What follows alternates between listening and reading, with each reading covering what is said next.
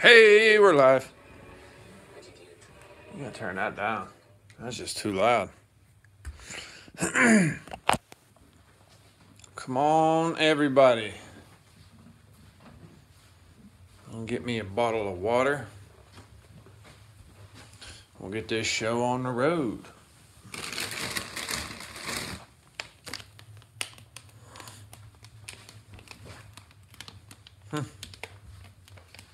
It's a quiet pickup tonight.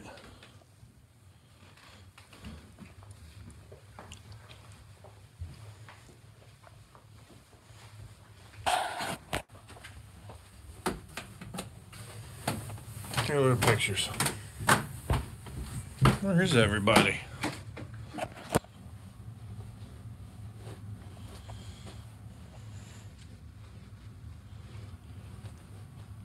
Hey, there we go. Carolina Farm World's here. All right. Looks like there's some people rolling in now. Just give me a second. I'm looking for, I got like some little clamps and things down here that I'm going to try to use to hold the phone while I do this. This is an interesting video about a common question. I think not a lot of people are there's a lot of people that aren't very sure about. Wow, my phone just notified me of my own. Kev, hey, what's up, buddy? Is everything good? I don't want to let nothing out of the bag or anything. I just want to make sure everything's good.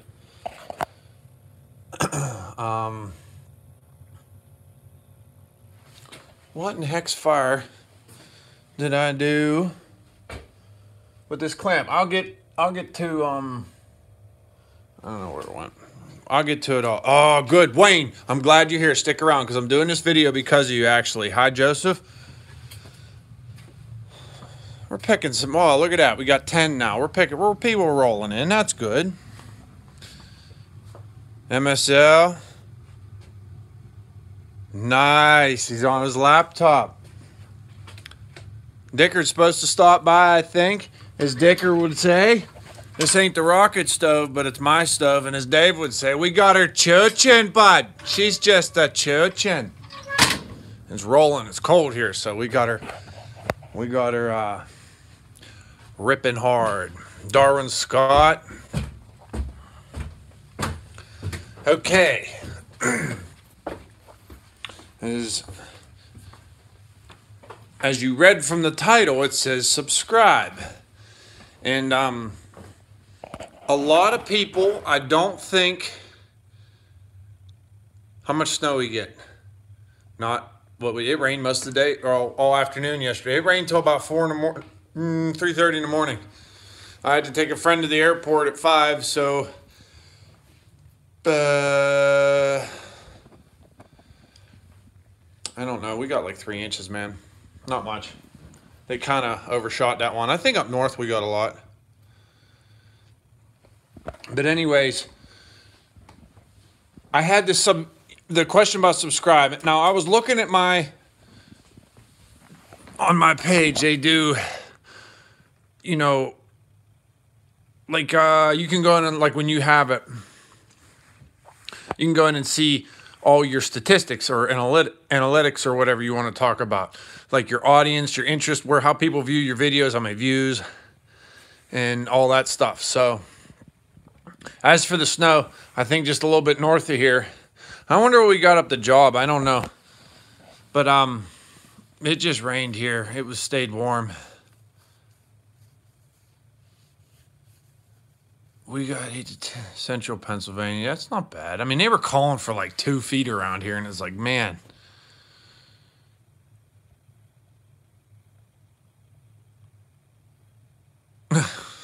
B12. But the question is, there's a lot of people that aren't sure about the subscribe button. Wayne Tharp brought this up. A lot of people think you actually, because it says subscribe, he said it should be a different word, like follow or something like that. Because subscribe, you would think like you subscribe to a magazine or subscribe to like a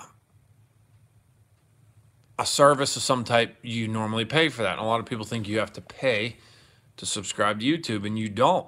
And I started digging and looking into my stuff, and we'll give you a little rare look into here. I gotta try to do this. I don't know how well you guys can see this, so I'm doing it.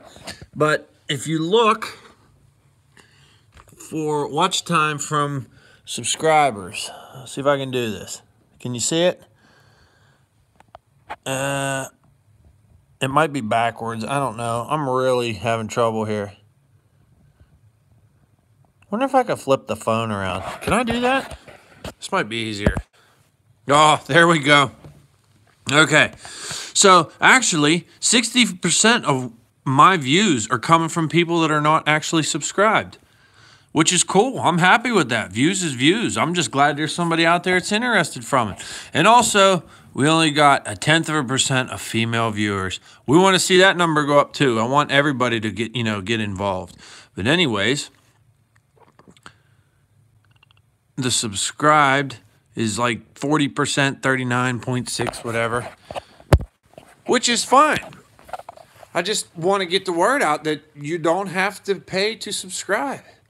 So it's real easy. It's like setting up an email account or a Facebook account or, I don't know, this Twitter, all them. I don't know any of that other stuff, but you just go on and, punch in a little bit of your info, create a name. It could be whatever you want. Obviously, mine's, you saw what I came up with, as long as it's not somebody else is already using that name. And you go on, and then you can go to these different pages, and you'll see this button. Let's go to someone's page. I feel a sneeze coming on. Gesundheit. Excuse me. I'm trying to go back here. Give me a second, everybody. Whoa, I zoomed my computer way in and I messed things up big time.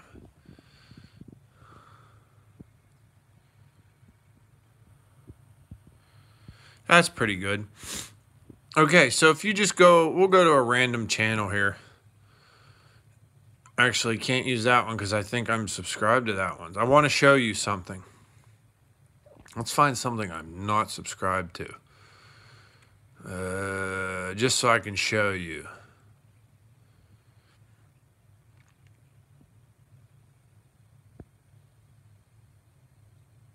I don't know, this is a hunting one. We'll just do this real quick. But if you look, when you're viewing a video, you can look right down here in the right-hand corner. If you're on a computer, it'll say subscribe, and then all you got to do is click that button, and then you can subscribe, and then you can go on. And I did, Kev. It was pretty damn cool. Or dang cool, sorry. Yeah, that was a neat video. David Haley's a great dude. I hope to someday, I hope my path takes me across wherever he is, because I'd like to meet him in person. Hi, Chuck. He's a great, he just seems like one heck of a dude. He really does. I'd like to see the operation, some of the equipment. We shut her down for tomorrow because of the cold, especially with that ice. It's just rough on the equipment running it into negative temperatures. I got some things I got to take care of. As you know, if you live in the States, it's tax time. It's coming. I'm very proactive and want to get that crap done and taken care of. So I'm going to see the accountant. And then I think I have to run over to the airport to cut more trees down so I don't fly into them with the planes. They had another adjustment in their I don't know what you want to call it, like, what's the word? Threat zone or whatever, and threat of hitting something. So they got a couple more trees need cut down. So I'm probably just going to run over there and do that tomorrow. Plus, Saturday when I was working in the impending doom of a blizzard that we were going to have, the dozer started throwing a transmission fault light. Hi, Al. How are you? How's things over your way? No, I didn't sell the skidder yet. Did not.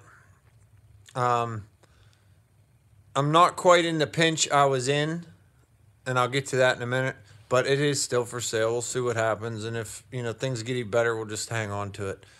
But, okay, so But I was it's throwing, it says transmission fault. The light comes on the dash. So I did some reading about it. And you're reading the manual, and of course it says, oh, if this light comes on, you just contact the dealer. Well, poop to that. I got to figure out what it is. And it seems like if you look at on that dash, it doesn't have like first gear, second gear, third gear, fourth gear, fifth gear. It has, who's ignoring? MSL. I'll read the comments. Give me a section. Give me a second. My ADD kicks in and I go all over the place. So I'm trying to get everything out I wanted to say, and then I'll go through and check all the comments. So anybody that's commenting, if I ain't checked it,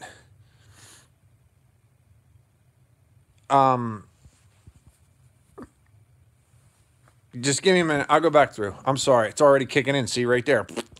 But anyways, where was I at? I totally forget. What was I talking about?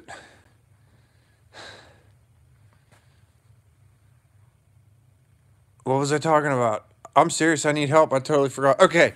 Transmission fault. Hey, you like it, Kev, a boot? There's days I wish I was Canadian just so I had the accent. I am so fascinated by the linguistics of like the area of people that follow. You know what I mean? Everybody has a different accent, and Dale on Stump Jumper is really good at it too. He's very fascinated by it also. And Kev can attest to that because we got them all fired up that one night. It was funny. Anyways, the fault code in the transmission. Okay, so on the dash of that case dozer, it doesn't do like first, second, third, fourth, fifth gear. It has percentage of track speed. It is, yes, dozer transmission. It's hydrostatic. So what happens is, there's a button on your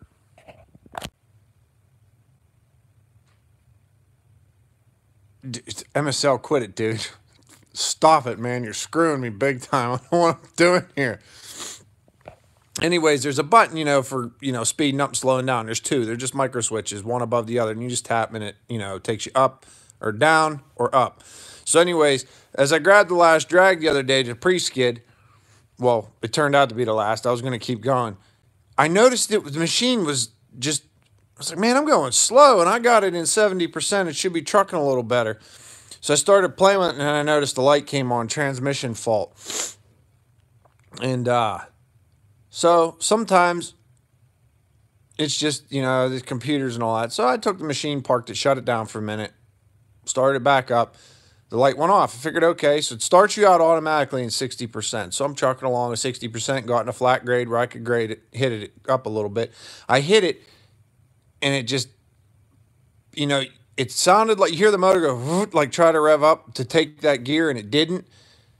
And it goes back into the error mode or whatever you want to call it. It, you know, transmission fault, and it knocks you down.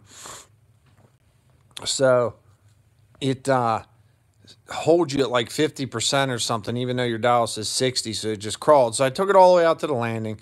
And I looked at the fuses, made sure there's no blown fuses, looked at relays. I mean, I don't know if the relays are bad, but I mean, I don't think they are. I checked them all, like looked at them, seen if there's any obvious corrosion or like something wrong with them.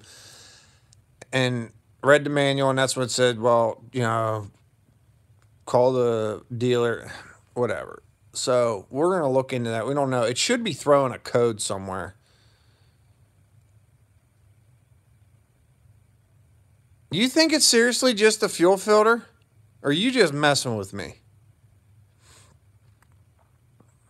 But it's throwing a code.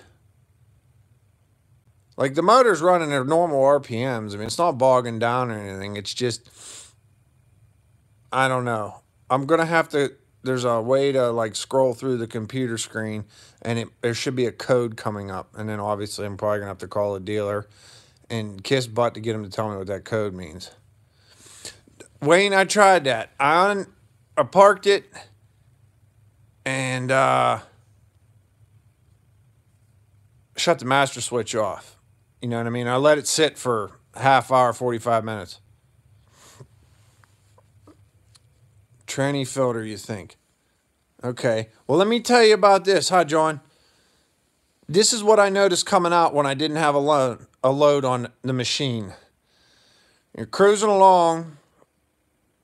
I'd start it out, you know, to get the light to go off, and I'd be cruising along at 60%, and I'd knock it into 70, and what would happen was you would feel it. You'd feel the machine try to go, but it felt like the left track was hanging up. Like the machine would kick to the left real quick, like that right track would pick up the speed to go, but the left one wasn't, so it was throwing it into that fault mode. So I couldn't figure out why it was doing that. And I did it a couple times. Like I said, it seems like that left track was hanging up somewhere. So maybe it is the filter. Whatever's happening, it's happening on the left-hand side. So I don't know. I don't know what to do with it about it just yet. I'll probably have to not look at it till Tuesday because of what we're doing. But there could be, we could be moving. And I wouldn't be opposed to that because this job I'm on, it's just, the skids are so freaking long. 1.5 miles, all uphill. Track speed sensor. Brandon Turner, have you ever dealt with the cases before? I mean, are they different from John Deere? Now, I took a lot of flack for this. You know, there was some comments on one video when I unveiled that we had this dozer. And someone's like, oh, and you know, case dozer, good luck with that. But listen, I didn't buy the machine.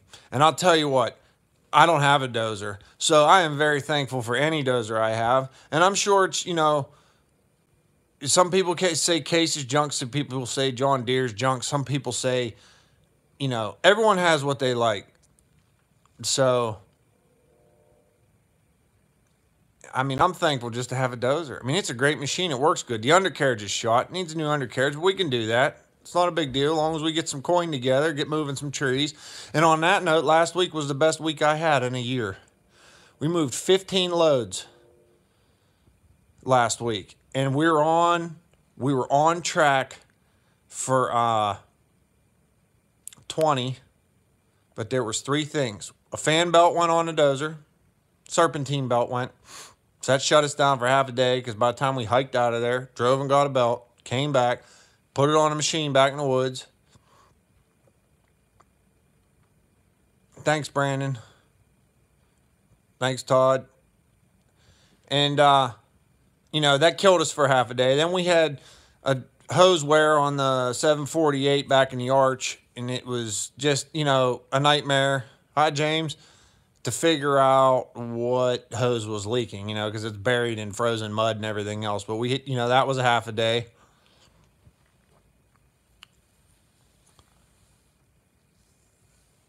And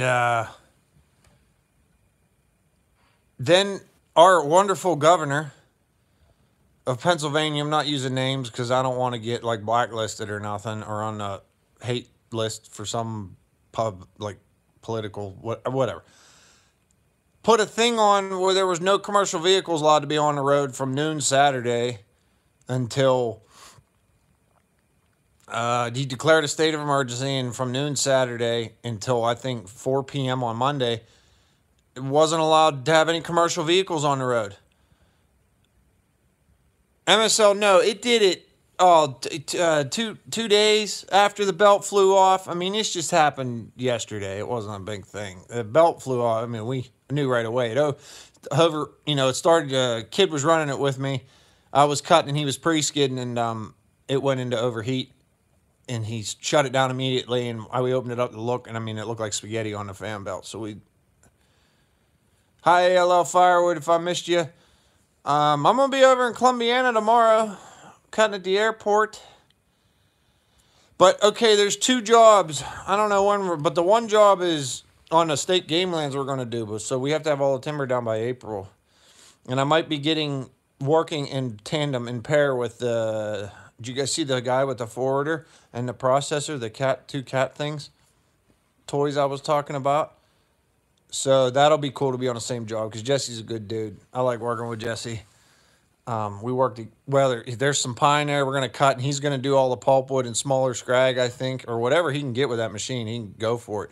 And I'm going to cut the bigger timber. So that'll be cool if we get on that. I don't know if that's going to happen because, like I said, I'm kind of tired of where I am. I prefer smaller tracks. I think this one's a 75-acre clear cut. The one I'm on's a select cut, but it's like 400 acres. And it's just, for one guy, now I got Joe helping me, but for one guy doing all the cutting, bucking, and loading, and, you know, I'm doing a lot of pre-skidding, and he's doing the most of the long haul skidding with the grapple. MSL, I don't care where you come, buddy. You can come cut anywhere, man. They're trees. They all fall the same. So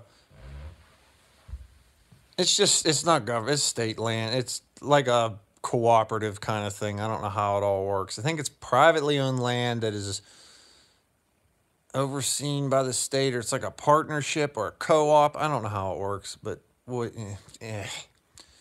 So, did I miss anybody's comments or questions? I mean, I gotta go way back here.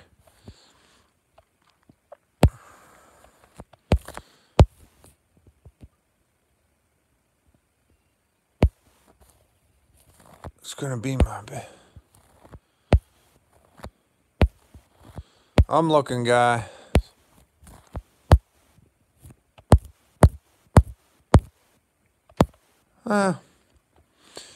No, Columbiana is just the more airport cutting trees down for the planes.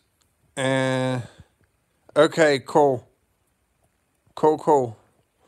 And if you strike it right, we might be on that one with a great once in a lifetime timber. I don't know. That's coming up too soon. Hey, that ain't cool, Kev. You need to stop that.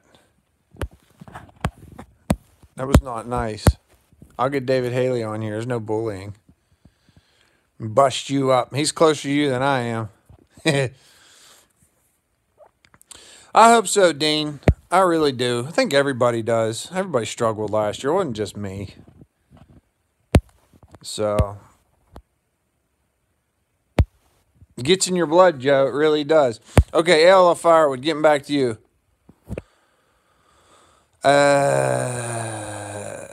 There is a job in Calcutta we're going to be doing. I will be there at some time. I just don't know when. The processor's going there before me, I believe, though. So he's going to be doing it. A lot of pulpwood, but I guess there's one valley with some really nice timber in it, and he can't really get to it with that, and it's just too big for that head. And the head on that machine's an S&P. Mike, what's up? How are you doing? Hey, thanks for the shout the other day. You was cutting those logs. It looked like you had spaghetti on them. I really appreciate that, man. You mean a lot to me, and you're like, you've seen more, you've forgotten more of the logging industry than I'll ever probably know. So, I mean, I look up to you, and I really appreciate you giving me a shout. That means a lot to me. You and Mother's good people, through and through, man. This YouTube thing's a great thing just for that reason, that you get to meet some of the greatest people from all over the United States and Canada. And I looked on my viewer thing. I got people watching all the way over in Australia and New Zealand. Oh, man. MSL, cool, nice.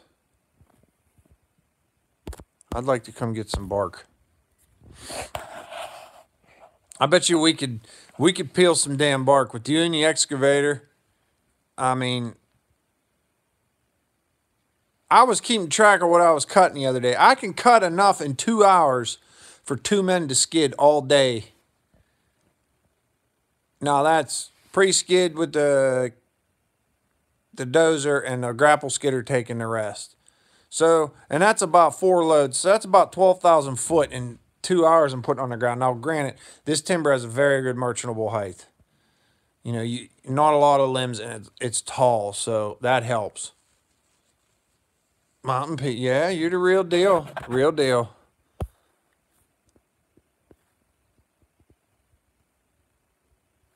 Yeah, I'm with you, Kev. Our big thing is the Amish, the Dutchmen.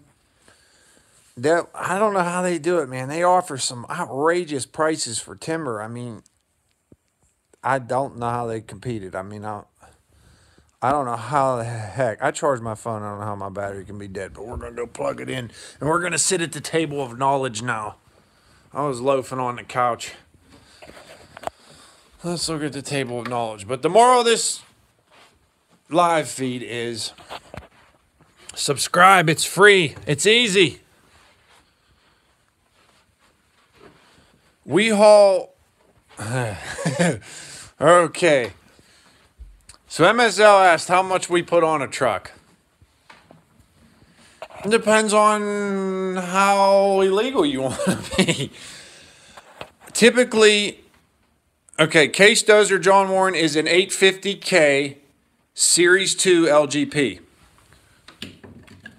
Okay. Great little machine. No, we didn't. No, we didn't.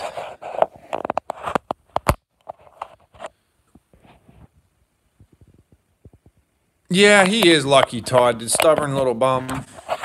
Man, I remember back when we came up to see you guys, he was saying, you know, I remember working with him at the house and he was talking, having his little pains and stuff. He said, I got to get it. I got to get it. All right, but anyways, what we get on a truck, board foot wise, back to that is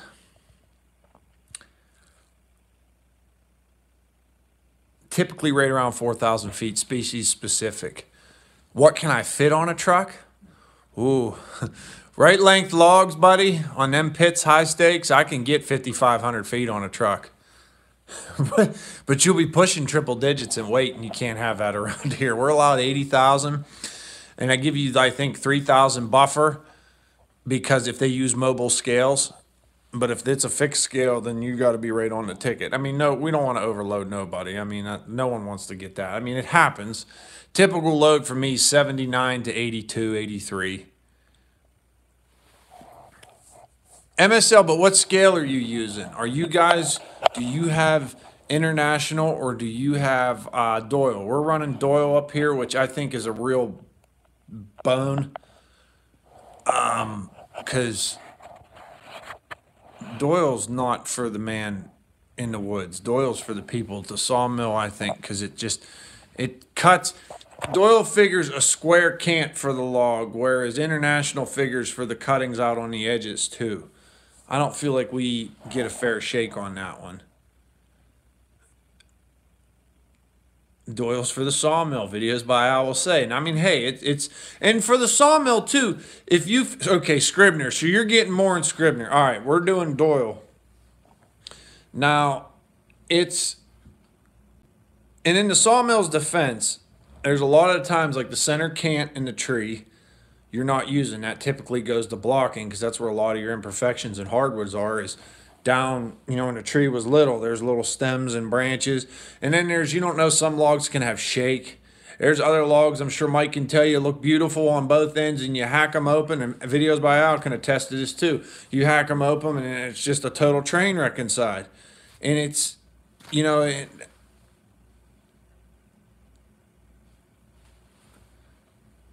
I don't know, Kev. I'm not sure. All right, MSL got it. It's the smaller the better, bigger the less board foot. But I mean, everybody takes a risk in this business. You really do. Okay, Mike says Doyle gives more on the bigger logs, and I don't know. I mean, it's funny how because you go just south of here towards like Somerville, West Virginia. I know a fella down there. I think they're using Scribner. Or, I think it's Scribner. Or is it International? I can't remember. Why there is so many, I don't know. Why don't they have a standard? Yeah, Doyle is low for small logs. But where was I going with all this? Yeah, like I said, everybody takes the risk. I think the one that doesn't necessarily take the risk unless, you know, unless the market falls off, is the people that are buying it off the mill, you know what I mean? Either green or usually people that are killing it. Oh, I could see Stump doing that.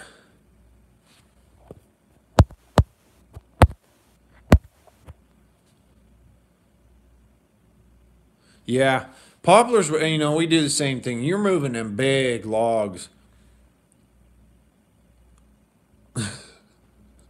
There's Dan. Dan's got some very interesting input about this. And I should really try to get him to do a video with me or Dale. Because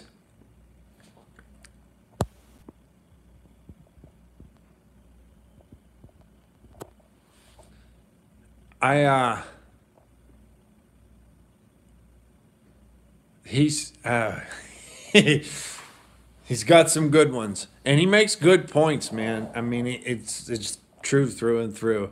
Glad you stopped by, Marv. I really am. So, what else was I getting at? We had the dozer issue. We got the. We'll see. And I'm sorry, like a lot of these breakdowns, I try to get more of them on video, but usually when something breaks, MSL, I'm an hour and 45 minutes from Dale, hour and a half. Like I said, if you come up, man, we're going to run up and probably see him, I think. Maybe work with him with a day or something. No, we'll always hang in there, buddy. I got to get back up and see you guys. In light of recent events, I haven't been up that way too much, so I need to. I was going to come today, but I knew nobody would be around. I'd rather come. And I was going to come tomorrow, but I have to go to the accountant. I was going to come after that because I have some things I got to pick up. But I have to run over to the airport and take care of this because I've been telling them I was going to do it for a while now and just haven't got to it. But I try to read John's comment. Hey, read John's comment. John who? John who? Everyone's telling me to read John's comment. I'm coming back. Where you at, John?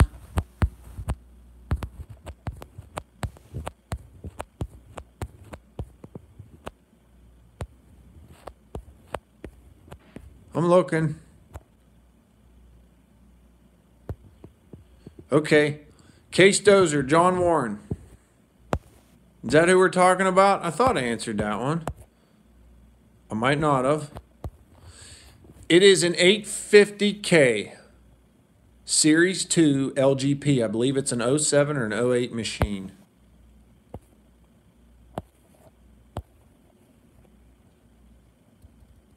The case, I don't see that. Okay.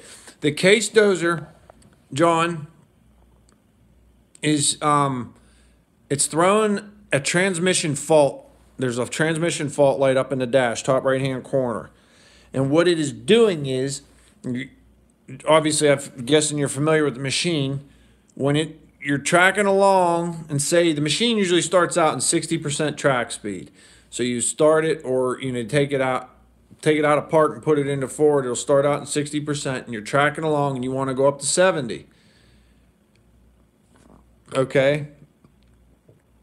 When you go to 70, the right track kicks like it wants to go into 70, but the left one doesn't, like it's hanging up. And as soon as it does that, it throws the transmission fault light. It's almost, and when once it throws that light, it like puts it into a, like a limp mode. It won't go, so you just can't, you can take it down, but you can't speed it up. So I don't know why it's doing that. I'm guessing it's probably a wiring issue, but I'm not sure. So some people are saying transmission filter, but I figured if it was doing it, it would be, the answer is up. 831. I'm sorry. 831, 831, 831. Glad you guys are helping me. I feel like Wade. I miss all the comments.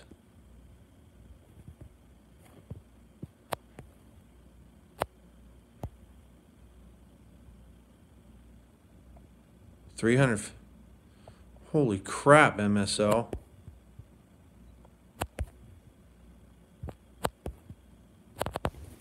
Whose comment are we talking about? I'm not seeing it. It didn't come up.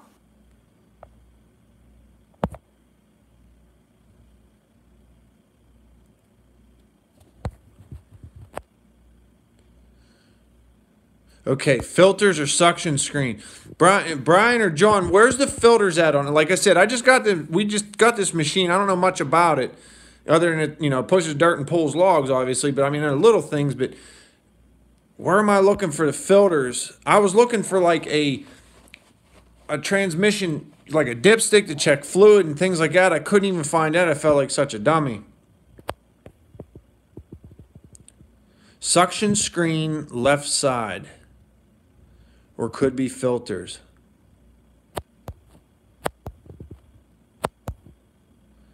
Suction screen.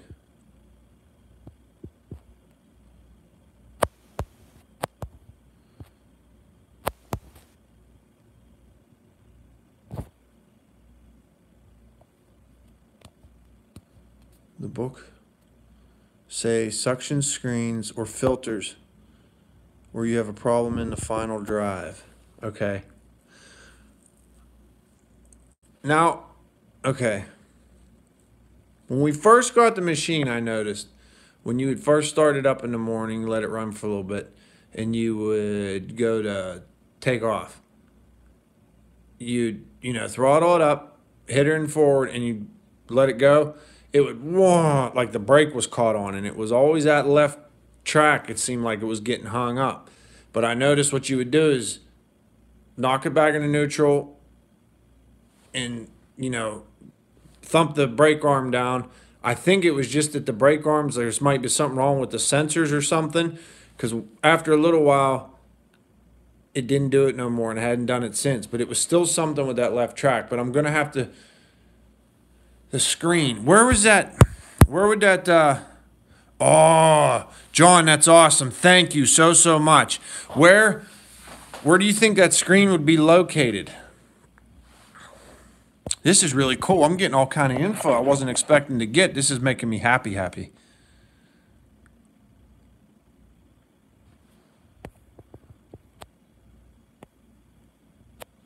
Because it's weird. It works fine up to 60%. It's just when you try to go from 60 to 70. And I very seldom ever run it over 70 because you get like 80%, man. You're a little too fast to be cruising around with something with a giant steel blade on the front with a bunch of pegs and dark. Hey, Tig, what's up, buddy? I don't want to be slamming into something and breaking something. I mean, 7's fast enough. I mean, we're moving a lot of wood. I don't want to push it. Driver pumps are okay, located near the center section. Okay, do you tilt? I'm guessing I'll just tilt the cab, and that's all pretty easy to access. Because it looks like I can tilt the cab on that thing. You pull there's pins on one side, and it just kind of looks like it has a little pump, like the skidders do. John, dude, you're awesome, man. Do you have my email?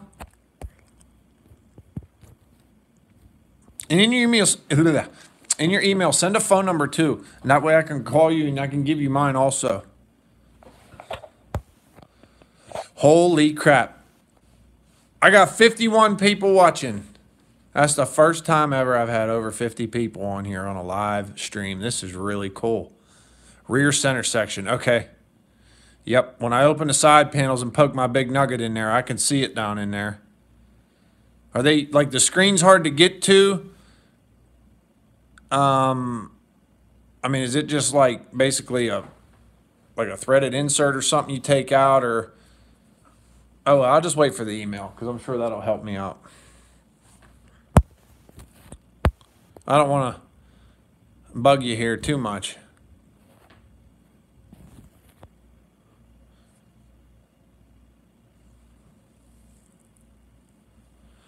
Dan, that makes a lot of sense too. A lot of sense. Oh, we were at 53. Old man in the wood. Okay, cool. Cool. I might just get transmission filter for it anyways while I'm doing this. I'm going to let it run one day and get good and warm so all the oil's good and warm. And then we will...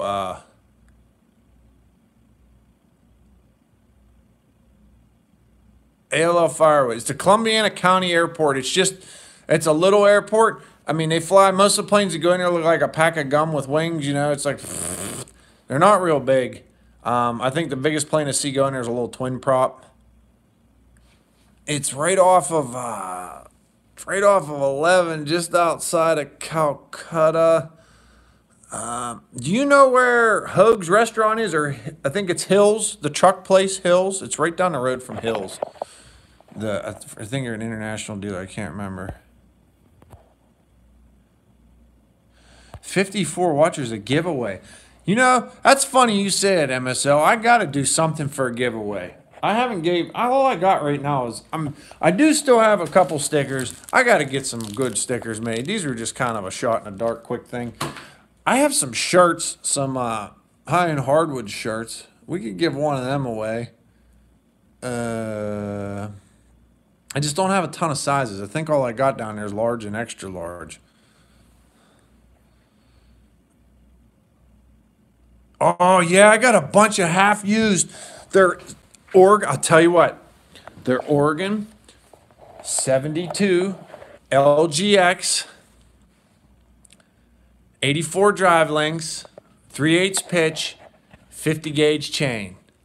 I can give you guys, I think I got like 14 of them downstairs. I'll box them up and give them away. I got Wade's busted impact.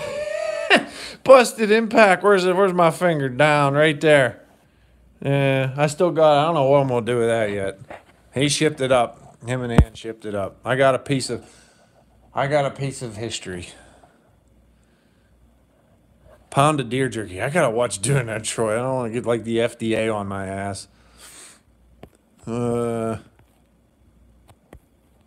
Used chains. You know, I did that video. I put something up on Eastern Loggers on Facebook. I took a lot of flackers. People saying, you don't know how to sharpen. You don't know how to do this. You don't do, I mean, you can say what you want. I know how to sharpen a damn chainsaw chain. And I don't have a problem getting it sharp. The problem is it holding the edge. And a lot of people, there's a couple of people come up, they think the steel is not tempered the same throughout the whole tooth. Like as it comes back to tooth, the steel actually gets like soft. And it just doesn't hold the edge. That's all. I keep my rakers. I do everything evenly and I do it all by touch. I don't have the gauge, and I don't have the little set thing you put on there. It's all right here. I know what to do to that chain. Right out of the box, and I've done videos on it. I'll take that chain, and I take two. It depends on how hard I push. Either one hard pressure swipe off each raker, or two real light pressure swipes, depending on how sharp that flat file. And I use a triangular shaped file right now. I have a 3-sided Nicholson file that I'm using for it, just because it's a nice file. I got it cheap and it has 3 faces to cut. A lot of electric cone over.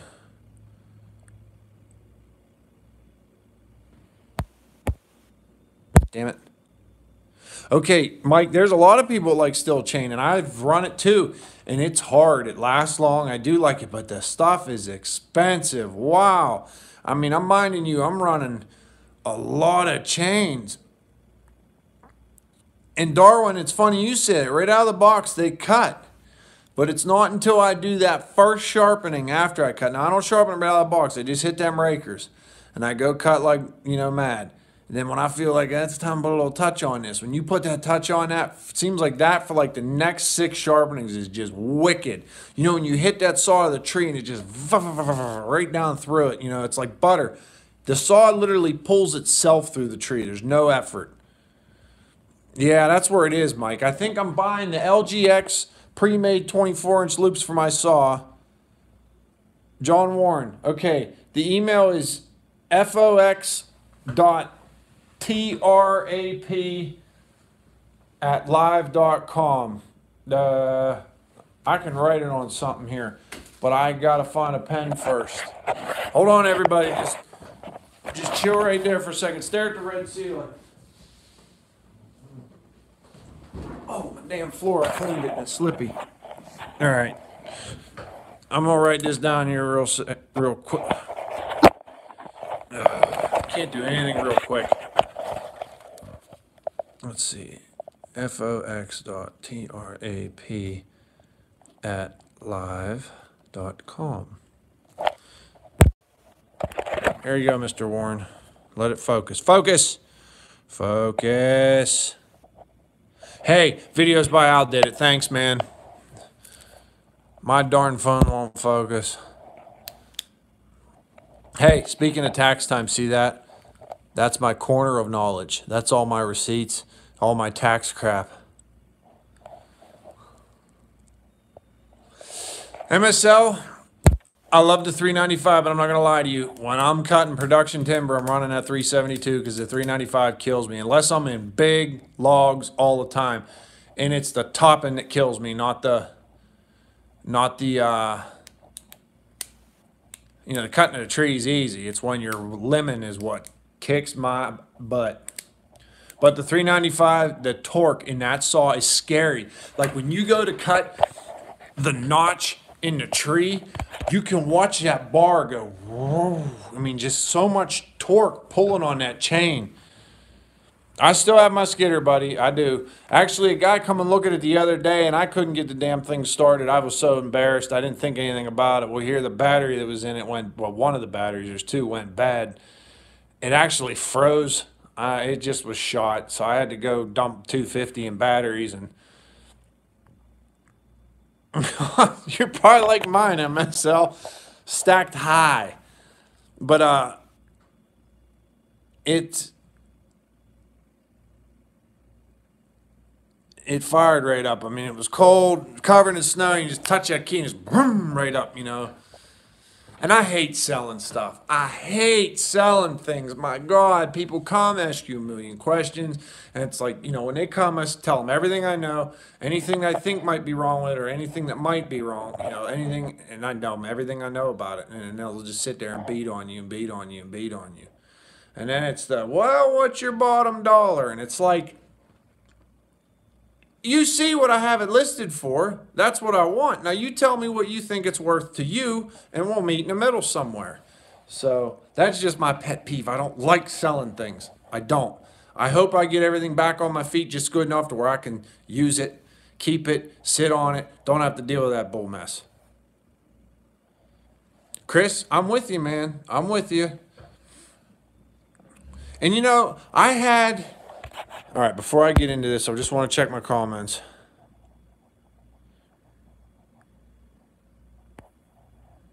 I'm just going to check them, see, make sure I'm not missing anything. Okay. You get minor breakdowns. That's logging. I don't care how good your stuff is. Stuff's going to break because the woods is the hardest. Joseph Bowley, we'll see you later, buddy. You take care. Thanks for stopping by. The woods is the hardest you can physically be on a machine. It really is. Hi, Mike. And you can't imagine the stress machines go through. But anyways, I sat and was wondering when we were working on some stuff, if I had the ability to buy some really nice equipment, you know, some low hour, newer stuff, new. Take that link. It's for your 850K. I didn't get it. What link? Where's the link? I didn't get it. Why didn't I get a link? No. Okay. Anyways. I mean, new stuff breaks too. But anyways. It's email. Okay, I'll do that. Thank you, Mr. Warren. I appreciate it very, very much. But I was wondering, you know, I was just sitting there just having a moment with myself, just staring off into the trees and thinking, what kind of damage could I do if I had two good, reliable machines, you know, like two just, if you had a newer loader, and I love my loader, knock on wood, I haven't had an issue with it. You know, that's knocking on the wood.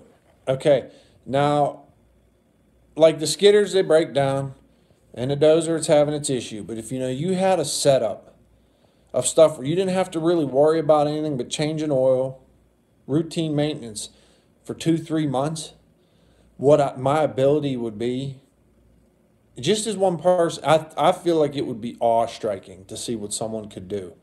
Really is. Now you have the weather thrown in there coupled with that, but I mean, it just, I'll look at what I'm doing. We did 15 loads with the only piece of equipment that's newer than 2000's that dozer. Everything I got is almost 20 years old, and we're still putting numbers out with that. Dan, I'm going to do that, okay? I'm going to get that video. Soon as Jesse gets on a job and I can get, we might go together, so that might work out. I might get lots of video of it. The only gripe he's had with those two machines so far is, first, the first things on the, and it's not necessarily a gripe, it's just something you have to get used to, is the processor itself. Okay.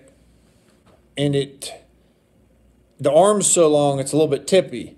I think that machine was designed to cut smaller pine, like up in Canada or things like that, or it's got the reach. But he says it's a double-edged sword. He's like, he likes that reach because we cut a lot of high walls and stuff. You know what it's all about, strip mine property. So he says, I can reach down in these ditches and grab these trees and not have to worry about, cutting roads down into these cuts and spilly piles and shit. And the other gripe is we used to run a Rotney he used to run the Rotney forwarder. And the Rotney had a lot of balls. Now this cat does not. For the lift arm, it don't have the balls. You saw him, he was struggling, and you could hear us talk, and he was having some issues. Just don't have the oomph to pick up 4 and 5 sticks of pulpwood, where he's only picking up 2 and 3, sometimes only 2, depending on the diameter of the log. But we were doing some reading on that, and we say that's, you can get, the pressure reliefs are blowing off. Okay, so there's somewhere saying that you can get higher set pressure reliefs. And thank you, John. Thank you very, very much. I owe you big, buddy. So, but anyways, he said we can get bigger, higher pressure reliefs, and it'll alleviate that problem. But the thing is, you got to watch you don't go too high of a pressure relief, because the pressure reliefs are designed to stop you from putting more pressures on certain parts of the machine than you should be putting on them. So if you increase the pressure relief, then that higher pressure could obviously either blow seals out somewhere else, or, mess something up in a valve body, things like that, whatever. Off the wall question, do you do much firewood? What do you mean by firewood? Do we cut it, like split it firewood, or do we do poles?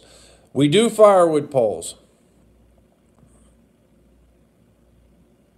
Thank you, Mr. Warren. Thank you. We do firewood poles. We do not have a picker truck. I'm more than happy to cut loads of firewood for somebody. The only thing with firewood poles right now is the price for them is up a little bit. Cut and split, no, I do not do anymore. I used to cut and split it when I was in high school and just out of high school, but the fact of it is, I cut enough and split enough for my house, about 10 cord a year. I don't want to cut and split no more. Plus, I help my friends do their firewood. We kind of get together and do it all as one. So I just I don't want to. I thought about someday maybe getting a little firewood processor, and, but I have to find a yard, and it's just a whole nother beast I'm not ready for right now. But anyways, the thing with firewood right now is the price of poles is up, and it's kind of sticker shock to people because the price of pulpwood is up so much. Why are we going to sell firewood for a cut rate when we can send it in for pulpwood? And it's paying out the wazoo right now. Very well, more than it has in a long time. So, but yeah, we do it. And I have a couple guys that come, they got like big triaxle dump trucks, and we'll put either cutoffs in there, and I usually give those away, or I'll do poles. I'll give them poles and throw a couple bucks cash. 16 cord, man, that's a good price, Chris.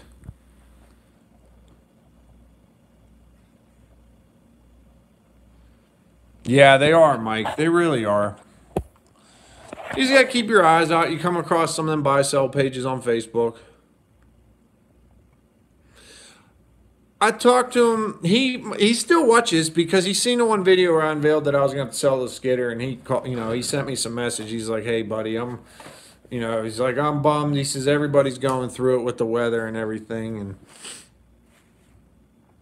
it's but I'll have to get in touch with him, give him a ring. He was talking about he wants us all to come down sometime. Me and Dale and everybody, and get together. I think that'd be a good time. So, cash is king. Bush cord. Can you get a hold of Logger Brandon MSL? Give him a call, man. He's a great dude, and he's probably just busy with work. Todd. You seen any deer at the house, Todd? They hanging around? Anything?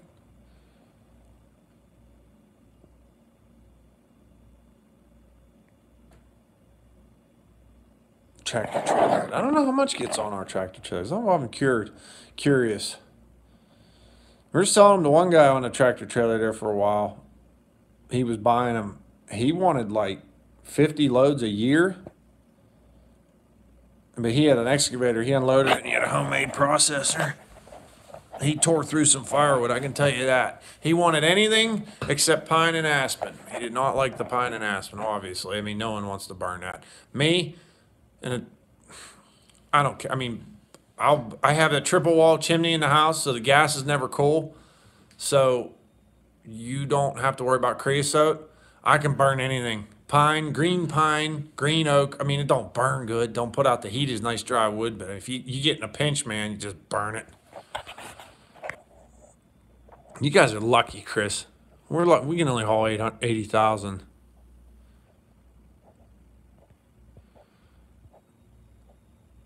Yeah, give him a ring, MSL. He's a good dude. Really is. I mean, I like Brandon.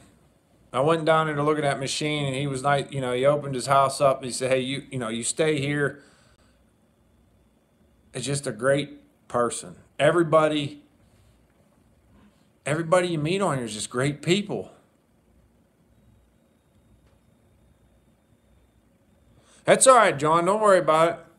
Can you say what you do on here, John, or do I have you not want to? I mean, are you like an equipment repair guy? Do you work for an equipment company? I don't want to like get you in trouble. 105. You lucky turd, you. No wonder Dale wants to come up there and work. He wanted to come up there, Todd, in the worst way, and start buying up this dead oak, the gypsy moth that's killed. He says, "We're going to start a bridge mat." He's like, and I said, "Well, yeah, I was just joking." I was like, "I'll start the sawmill end of it because I got a soft spot for running sawmill." But and he says, "I'll do the logging end of it." And he says, "You cut the logs and I'll mill them. We'll build bridge mats and sell them." But I don't know if that would work or not.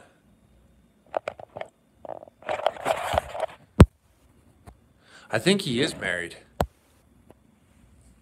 Mechanic truck driver, farmer jackmaster, and I like it, man. I like it. Okay. Kev, we'll see you later. You stay warm too. Keep me updated on the messenger thing. I really appreciate you taking the time to stop by. I really, really do, man. Holy crap, we were up to 58 there for a minute, 59. We almost had 60. Woo! Dicker Dave was going to stop by. He must have got busy. He's probably getting the old rocket stove chooching.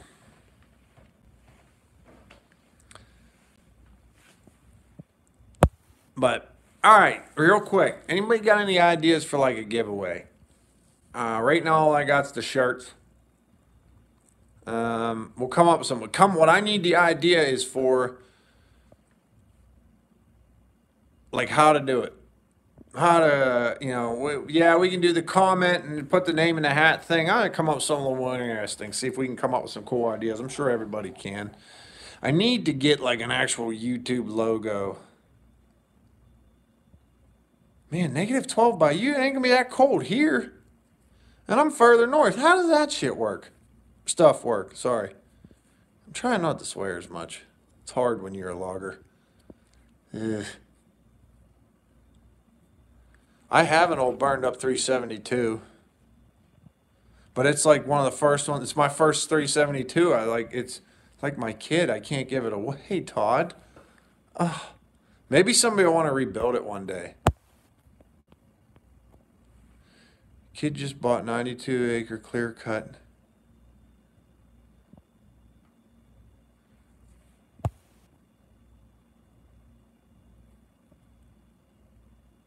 Yeah, I don't understand that either, Todd. But I guess if you're a chip man, the guy I work with is a chip man. He loves chipper, and the problem around here is no one's taking chips anymore. There's Clarion Board, and I shouldn't use their name, but I don't really like them. Not that the companies are bad, not the people are bad, but the company does some very bad stuff. how they mess with people like those. And Marv will attest to this. I mean, whoa, Dave's here. What happened? But Marv will attest. It's, you know, 1 minute they want all the wood you can send them, and then 2 weeks later they call you. That's it. We're done. We don't want any more wood from you. And they went from to this chipper stuff, and I just don't understand the whole tree chipping in our area. I think it's a poor business choice to make, because you're taking a product, you have to produce a product that pays between 5 and 7% less than the roundwood. Okay, so say you do roundwood pulpwood. Chips typically, now right now I think they're doing better because the markets are, you know, they want it, they're hungry for it. So obviously they're going to increase the price, but typically it's 5 to 7% less per ton. And it costs anywhere from 10 to 15% more per ton to produce, because one man can't do a chip job. You know what I mean? You have to have a minimum of 3 guys. You got to have a guy on a cutter, a guy on a skidder, and the guy in a chipper. And the guy in a chipper's got to know his stuff. I mean, you got to know that machine like it's your body. You got to know every sound, every hose, every little thing, because little screw-ups. I've just seen so many and it seems like the breakdowns are catastrophic. You know, you don't have a little oil leak. You know, you have a hydraulic line blow, boom, you lost 250 gallons of hydraulic oil in a minute. I mean, you know, by the time you figure out something is leaking, it's too late. And I had a video where I was in that one with a 395 cutting logs out of it because it was all jammed up. And I mean, I don't like chip operations. I think they're messy. I think they're, you know, you've got that bark left over in the landing. And this is just our area. There's other areas. Like if you watch that chipper guide, those guys have their shit figured out. They know what to do. They have the right type of wood growing there for it. Here we don't. Our stuff is too crooked, and there's too much stuff that's dwarfed. You know, you need that upper Great Lakes region of that poplar or aspen, or just everything grows a different way up there. It's just not, I don't see how it could be very profitable. You know, I mean, even with all brand new equipment, it's just too much overhead. The fuel, God, I think that machine burns, I forget how many gallons a minute, but it's astronomical. I mean, going through 500 gallons of fuel every 2 days, maybe, or a day between all 3 machines. Whereas me cutting with the dozer, that 748, which chews through some fuel, and the loader, I think we're using 500 gallons of fuel every 2 weeks. And that's a lot. When it was just me in the 518, I'd be lucky to go through that in a month. That's my opinion. There are chipping crews out there that know what they're doing. They know how to do it. I just think around here it's a bad choice.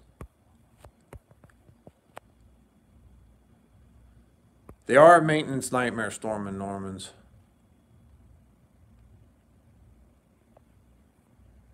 MSL is going to get 1,000. You're getting it, buddy. You're a character, man. I was remember watching your videos at the beginning. You never said a peep. You never said 2 words. And now it's like you're talking to the camera, you're doing things. You have a lot of great,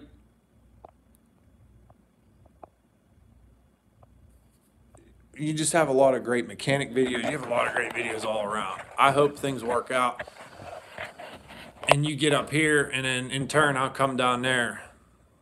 Stump is doing good. He's doing very good, Chris. Like he said, he got his stint put in. He's feeling better. You know, I'm sure he's ready to rip and tear, but I don't think Mammy's going to let him just rip and tear right away. He needs to take a little minute and rest some, you know, and just get himself right, and he'll be back to his old self. And like I said, he's a hell of a man, so. There, Todd will tell you. Todd's his brother. Good egg, too.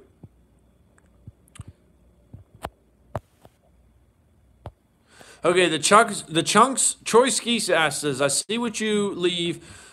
You leave the brush, obviously the limbs of the trees, in the woods. What do you do with the chunks off the big end that you cut off when you're bucking logs. Okay, now there's usually a pile, depending on, that's a big reason. Some jobs will set our landings up in certain places because you need a place to either dispose of those chunks, or it's not an eyesore, and they break down and rot just like anything else. Or we have to push them back into the woods. There's some jobs you have to pick them up, like the land clearing jobs, where you got to load them up and haul them out of there to wherever we can get them to get rid of them. But yeah, a lot of times people come and grab them for firewood. When I've cleaned my landings up, I usually leave a nice access to that pile of chunks. And if you'll notice, within 6 months, the only chunks left are the ones that are just nobody wants to split. People just chew them up for firewood. And they are great firewood. That's where I used to cut all mine.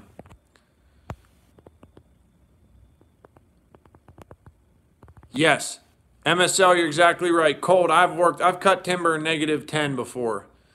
I mean, it's so cold it hurts to breathe until you really get breathing. It was so cold, actually, the moisture, from like sweating, like vapor, would freeze to the inside of my hard hat. I had like an ice crust inside there. But yeah, the equipment don't like cold weather. I don't want to beat on stuff. That's when shit just starts to break bad. And then like just cranking it, yeah. Nathan, what's up, buddy? Glad you can make it. Got some cold? You in the woods yet? And I say we don't cut it when it gets like this, but I mean, look at David Haley. My God, he just put that video up at -28. You've got that Timco, and he's got the little heater in it that heats the whole motor up for him before you start it, and then you get it and you run it. And just to think, though, that's like twice as hard, that cold beating on that steel. I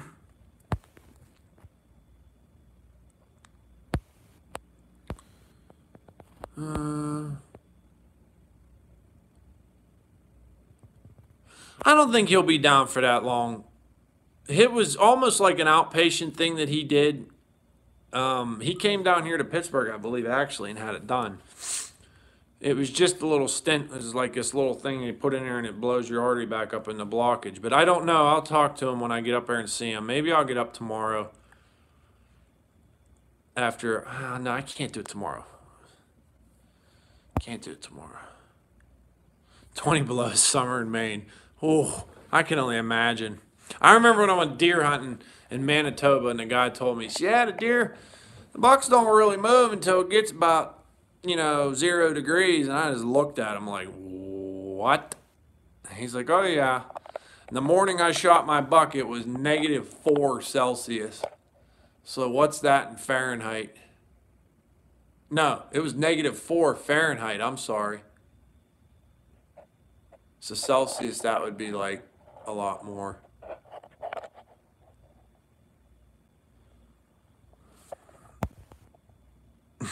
David Haley's big time. I remember I commented on one of his videos one time, and he was like, oh man, the famous Nuts 319's commenting on my video. And he had like 300 subscribers. And I just looked at his page the other day. He's got like over 3,000 now. I was like, boy, you come trucking by and ran me over with all 18 wheels. Damn. He's a good dude. He's got a great outlook on life. I should learn from him, because I get really bummed out sometimes. And it's hard. I mean, being alone does that to a person, but it's whatever. I mean, that's just the bone that brought life through you. You got to chew on it until you get a new one.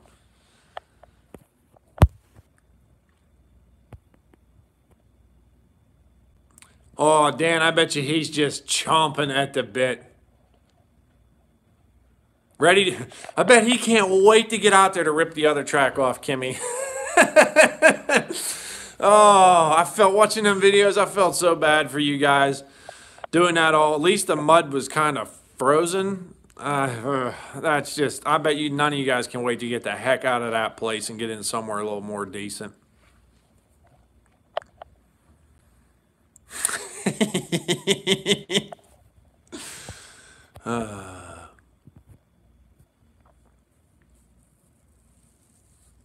So, no, I didn't, Todd. I haven't had a chance to watch it.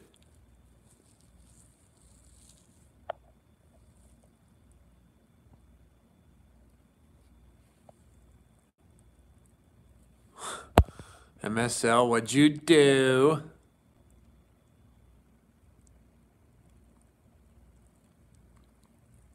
I'll talk to you about it later. You ain't got to put it on here. Hey, you ain't not to worry about the Forest Service. The government shutdown's on. They don't have no job right now. They shouldn't be going to work. We'll see you, Darwin.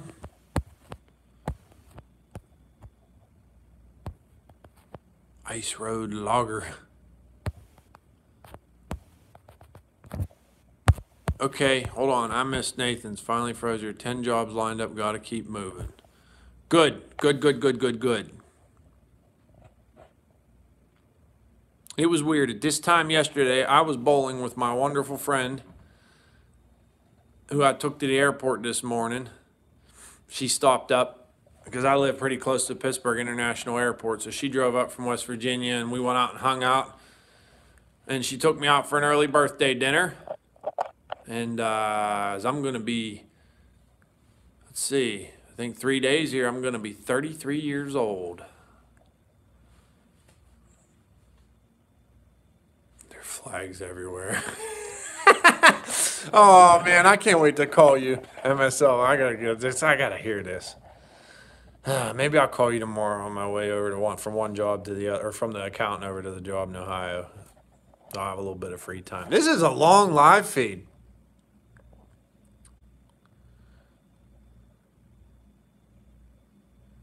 Monkey.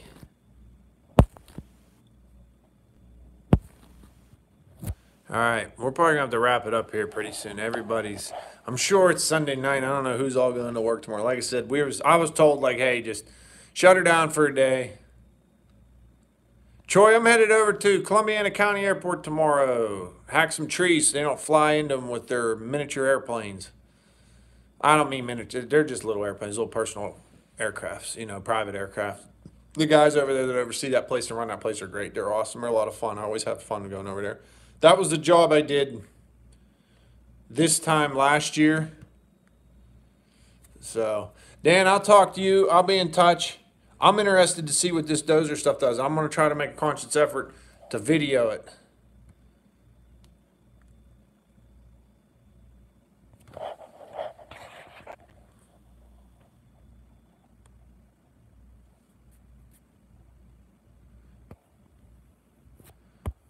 All right. Yeah, we'll have to wrap it up, folks. I think I got some paperwork to do before the morning. All right, everybody. This was wonderful. Thank you for everyone joining. I think we're up to 58 was the highest here at one point.